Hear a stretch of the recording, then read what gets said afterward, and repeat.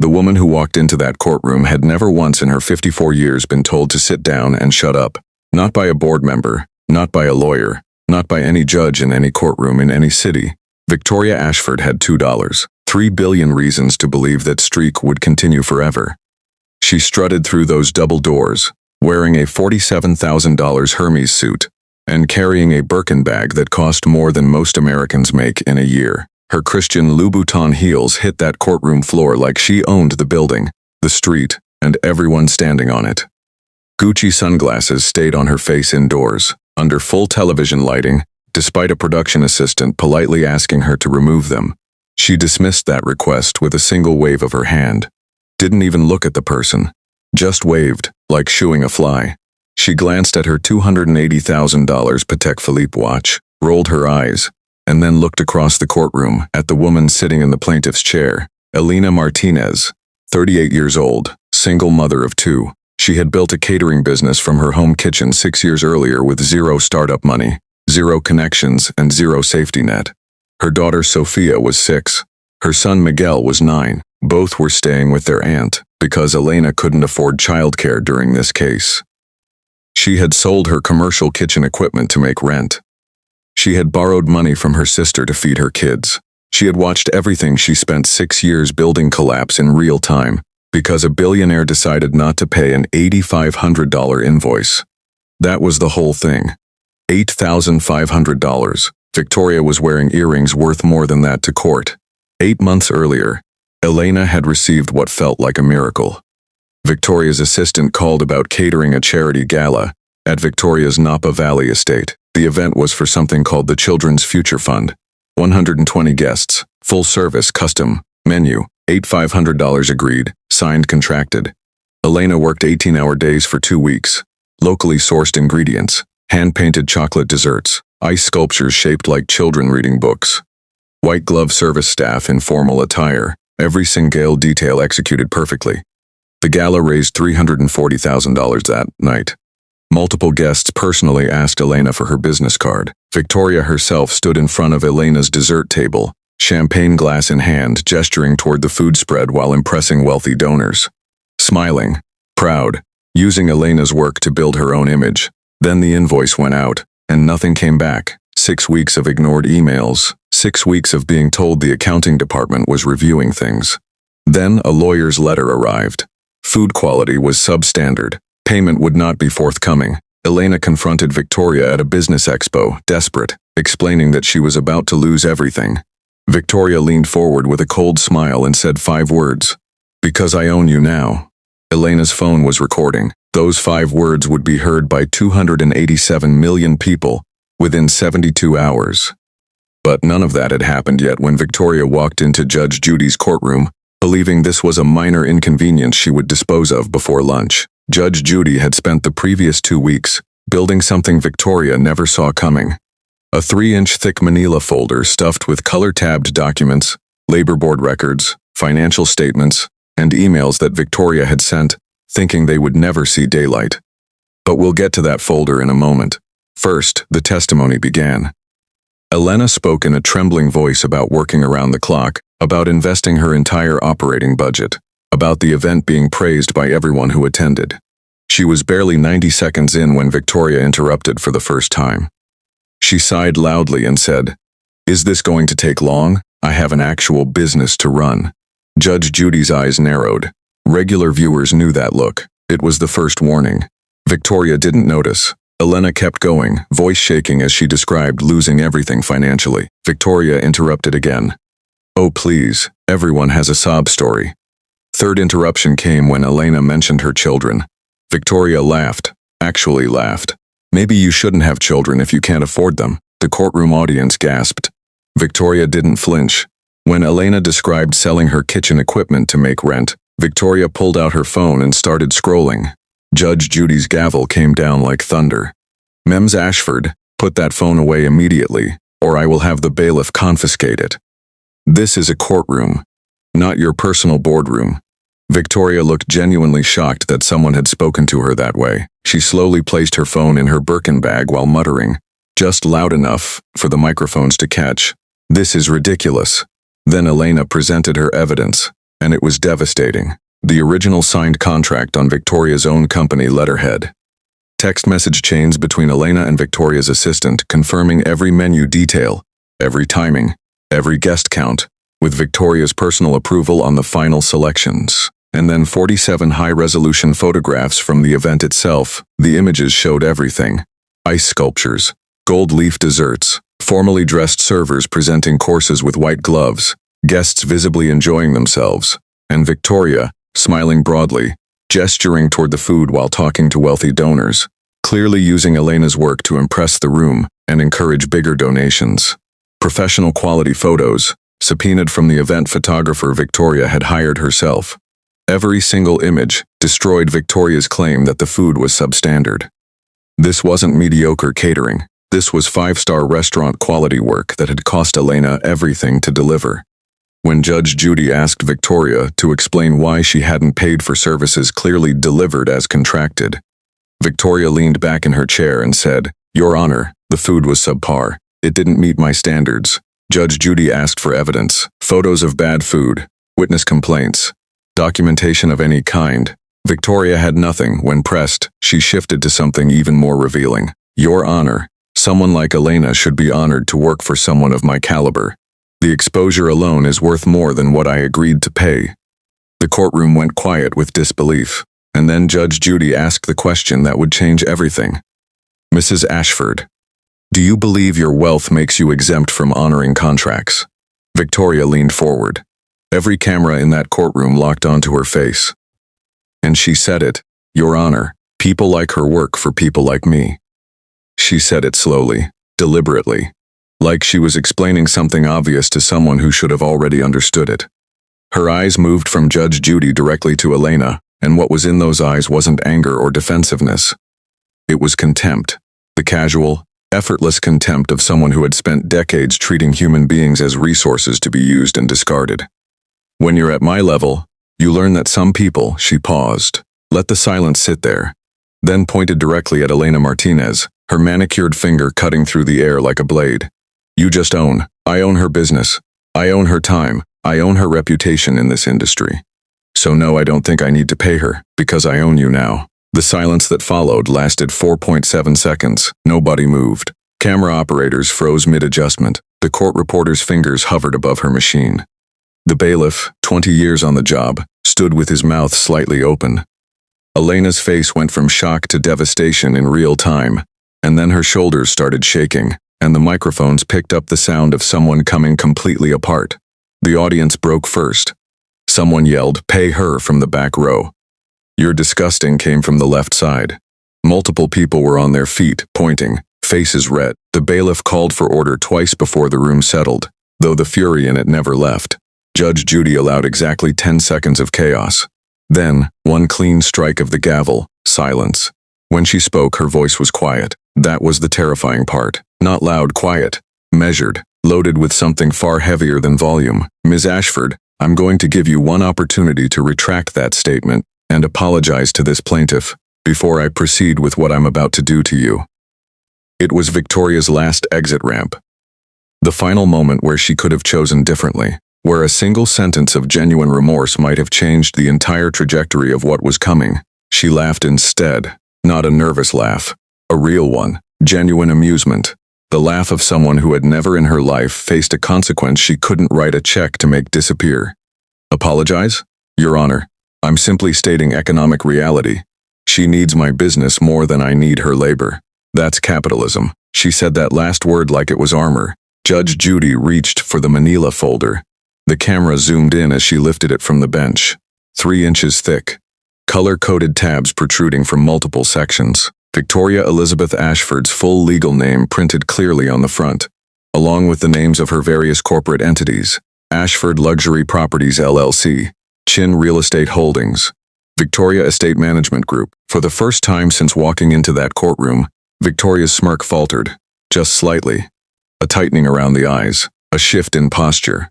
Some buried survival instinct finally registering danger, but the armor of decades of unchallenged arrogance was still mostly intact. She adjusted in her seat and kept that expression of tolerant boredom on her face. Judge Judy opened the folder. According to records from the California Labor Board, your companies have been named in 47 separate wage theft complaints in the last 6 years. She let that number sit in the room. 47. That is not a coincidence, Ms. Ashford. That is not bad luck. That is not a series of unfortunate misunderstandings between you and vendors who somehow all happen to disappoint you. That is a business model. The courtroom erupted again. The color that had been draining from Victoria's face continued its exit. Her hands, which had been gesturing dismissively all morning, gripped the arms of her chair. Those were all settled, Your Honor. Frivolous claims from disgruntled. Settled? Judge Judy cut her off with surgical timing. You mean you paid them pennies on the dollar to make them go away because they couldn't afford to fight you in court? That's not a legal defense, Ms. Ashford. That's exploitation with a checkbook. Then Judge Judy started reading names: a landscaping company, immigrant entrepreneur, owed $12,000, now bankrupt, a marketing firm black-owned built over 8 years, owed $23,000, forced to close, a single father's construction business, owed $31,000, lost his home trying to keep his business alive long enough to collect what he was legally owed. She read each one slowly, let each name and each dollar amount and each outcome land in the room. 47 instances of the exact same pattern. Amounts between $5,000 and $35,000, carefully calibrated to stay just below the threshold where a small operator could afford prolonged legal battle. Dispute clauses buried in contracts, engineered to delay payment for 6 months, long enough for desperate vendors to accept half or less just to keep their doors open. Victoria tried to speak. Your Honor, those decisions were made by you. Judge Judy held up a printed email. This was sent from your personal email address to your CFO on March 14th, 3 years ago. Would you like me to read it, or would you like to? Victoria said nothing. Judge Judy read it. Small vendors are desperate. They'll take 50 cents on the dollar, rather than wait 18 months for litigation they can't fund. It's just good business. Keep using the dispute clause. The room went completely still. Someone in the back row said very quietly, "She belongs in prison." Victoria stood up, started to gather her Birkin bag. "I don't have to sit here and sit down." Judge Judy's voice didn't rise. "It didn't need to. You will sit down, Miss Ashford, or I will have the bailiff assist you in doing so. And then I am going to finish what I started." Victoria sat down. Her hands were shaking now, actual trembling, the first genuine crack in the armor. Tears appeared at the corners of her eyes, though whether they came from remorse or pure fear of consequence was a question the cameras couldn't fully answer. Judge Judy looked at her for a long moment. Then she spoke the words that would be quoted in congressional hearings, labor rights rallies, law school classrooms, and kitchen table conversations across America for years. Ms. Ashford, you don't own people, you don't own their labor, you don't own their dignity. And in my courtroom, you don't own anything except the consequences of your actions. Then she opened to the final tab in the folder. I am referring this case to the District Attorney's Office for review of potential RICO violations, and I am ordering you to pay Elena Martinez $45,500, $80,500 for the original contracted amount, $25,000 in punitive damages, and $12,000 for emotional distress caused by your conduct in this courtroom today. She wasn't finished. You will also write personal apology letters to all 47 vendors identified in this file, and you will issue a public statement of apology within 48 hours. This court is adjourned. The gavel came down. Elena Martinez put her face in her hands and sobbed, not from pain this time, from something that had been so far away for so long she had almost stopped believing it existed. Relief behind her, the courtroom erupted in sustained applause that the production crew made no attempt to stop. Victoria Ashford walked out of that building with mascara tracking down both cheeks, head down, moving fast, trying to reach a car that was already surrounded by people holding up phones. The clip went live within the hour. By hour 6, 45 million people had watched it. By the end of day 3, that number was 287 million. The hashtag Billionaire bully hit #1 worldwide trending. Celebrities condemned her publicly. Legal analysts broke down every second of the footage. Labor rights organizations used it in campaign materials. A university psychology department published a paper analyzing Victoria's courtroom behavior as a textbook case study in narcissistic entitlement. And the real-world consequences arrived faster than anyone expected. 3 major development partners terminated contracts worth a combined $140 million within the first week. Her board of directors forced her resignation as CEO within 10 days. California's Attorney General opened a formal criminal investigation. 23 new civil lawsuits were filed by vendors who had previously accepted settlements under duress. The charity lost its nonprofit status. Forbes quietly removed her from their most admired list. Her real estate empire, which had taken 2 decades and $500 million inherited dollars to build, lost $890 million in estimated value over the following 6 months. She sold 8 properties to cover mounting legal fees. She faced 14 criminal charges across 3 states. Elena's GoFundMe, started by a stranger who watched the clip, raised $340,000 in 72 hours. The exact same amount that Victoria's charity had raised at the gala Elena catered. Within 2 months, Elena's catering business had doubled. She hired 6 employees. She opened a second location. She was featured in Forbes 30 Under 40. She created the Small Business Defense Fund to help other small operators fight back against exactly the kind of exploitation she had survived. Victoria's attempted comeback, a podcast where she tried to reframe herself as a misunderstood businesswoman, received 400,000 dislikes against 3,000 likes, and was quietly discontinued after 4 episodes. 8 states passed what became known, informally, as Victoria laws, legislation strengthening protections for small vendors against wage theft and predatory contract clauses. And Judge Judy's final words from that courtroom became something that outlasted the episode. The ratings record, the congressional hearings, and the individual stories of everyone involved. Wealth is not a weapon. Contracts are not suggestions, and human dignity is not for sale at any price. Elena Martinez proved that courage doesn't require billions of dollars. It requires showing up, telling the truth, and trusting that somewhere in a system that too often favors the powerful, someone is paying attention. On that Tuesday morning in that television courtroom, someone was. 6 months after that courtroom, Elena Martinez stood in her second catering location, watching her staff move through a kitchen that actually belonged to her. New equipment, clean floors, the smell of something good cooking. Her daughter Sophia was doing homework at a corner table, legs swinging off the chair because she was still small enough that her feet didn't reach the floor. Miguel was helping stack folded napkins into neat piles, pretending it was a chore but clearly enjoying being useful. Elena watched them and thought about the day she had almost not filed that case. She had stood in her sister's kitchen at 2 in the morning, invoice in one hand, phone in the other, trying to decide if it was worth it. Her sister had told her to let it go. Her accountant had told her the legal fees would eat whatever she recovered. 3 different lawyers had politely explained that going up against someone like Victoria Ashford was like bringing a kitchen knife to a fight where the other person had an army. But something in Elena refused to let go. Not anger, exactly, something quieter and more stubborn than anger. The simple belief that what happened to her was wrong, and that wrong things deserved to be named out loud, even when naming them cost you something. That belief had cost her plenty before the cameras ever turned on. Sleepless nights, borrowed money, the particular kind of exhaustion that comes from fighting a battle, while also keeping 2 children fed and emotionally steady, and convinced that the world is fundamentally fair, even when every piece of evidence around them suggests otherwise. She had told Miguel, when he asked why mommy was so tired all the time, that she was working on something important. He had accepted that with the quiet trust that children extend to parents when they have no other option. That trust had felt like the heaviest thing she carried through the entire ordeal, and now here he was stacking napkins in her kitchen.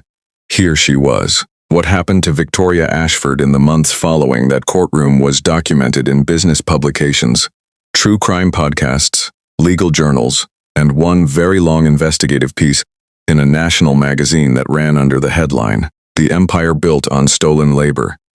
Reporters who had previously written flattering profiles of her as a self-made powerhouse were now publishing piece after piece about vendors they had never bothered to interview before. The landscaping company, the marketing firm, the construction contractor who lost his house. 47 stories that had existed for years in public labor board records, waiting for someone to look. Nobody had looked because Victoria had been very good at making herself look like the kind of success story that journalists loved and lawyers feared.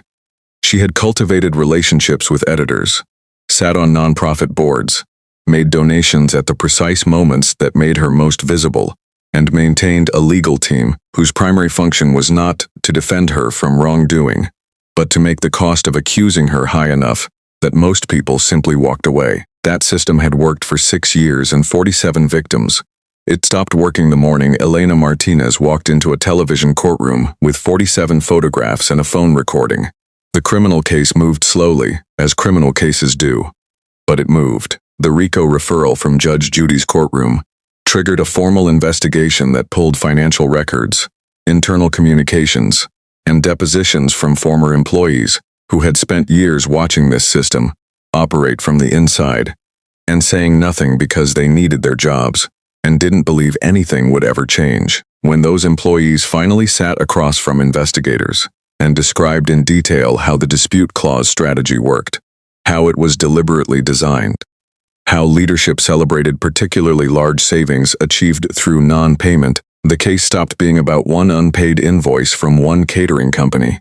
It became about a machine, a sophisticated, deliberately constructed machine built for the specific purpose of extracting labor from people who couldn't afford to fight back and keeping the money. 14 criminal charges. 3 states. Legal fees that required selling the Malibu property, then the Manhattan penthouse, then 2 of the international holdings. The private island was listed but hadn't sold yet, which became its own news cycle, and its own meme and its own symbol of something people found deeply satisfying to be angry about. Victoria gave one interview during this period to a sympathetic financial podcast, where she described herself as a victim of cancel culture and media pile-on. She said the word witch hunt twice. She talked about how hard she had worked, and how unfair it was that one bad courtroom moment was being used to define an entire career. She did not mention the 47 vendors. She did not mention Elena Martinez. She did not mention the emails, or the labor board complaints, or the system she had built and profited from for 6 years. The interview received 400,000 dislikes. The small business defense fund that Elena created with a portion of her GoFundMe money had, within its first 6 months, assisted 23 small operators in disputes with larger entities. 11 of those disputes resulted in full payment recovered. 3 resulted in settlements that covered at least 80% of what was owed. The fund covered legal consultation costs that most small business owners simply cannot absorb, which meant that for the first time, the calculation that Victoria had counted on, that fighting back costs more than giving up, stopped being automatically true for the people the fund served. Elena spoke at a congressional hearing about small business wage theft protections. She wore the same blazer she had worn to Judge Judy's courtroom. Because she didn't own many blazers, and because she thought there was something right about that continuity, she sat at a long table across from senators and told her story the same way she had told it before. Clearly, without embellishment, without performing emotion she wasn't feeling in that moment. When one senator asked her what she wanted people to take away from everything that happened, she was quiet for a moment. Then she said, "I want small business owners to know that the fact that someone has more money than you does not mean they are right. And it does not mean you have to accept being treated like you don't matter." I almost didn't file that case. I almost let it go because I was afraid and I was exhausted and I didn't think anyone would care. Someone cared. A lot of people cared. But you have to speak first. You have to say out loud what happened to you before anyone can stand beside you. The room was quiet after that. Judge Judy's words from that Tuesday morning lived far beyond the episode. They were quoted in op-eds and labor rights legislation and commencement speeches, and, in one case, stitched onto a banner carried at a rally in Sacramento by a group of gig workers fighting for contract protections.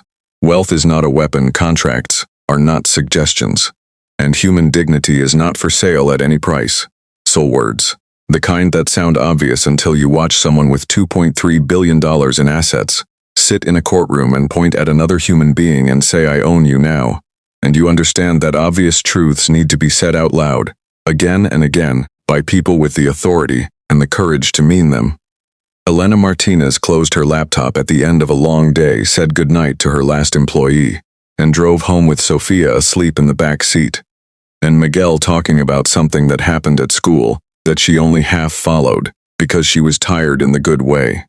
The way that comes from work that belongs to you. She had built something from nothing, lost it, and built it again. Bigger this time. Sturdier. With the kind of foundation that doesn't shake when someone powerful decides you're small enough to ignore. Nobody owned her. Nobody ever had.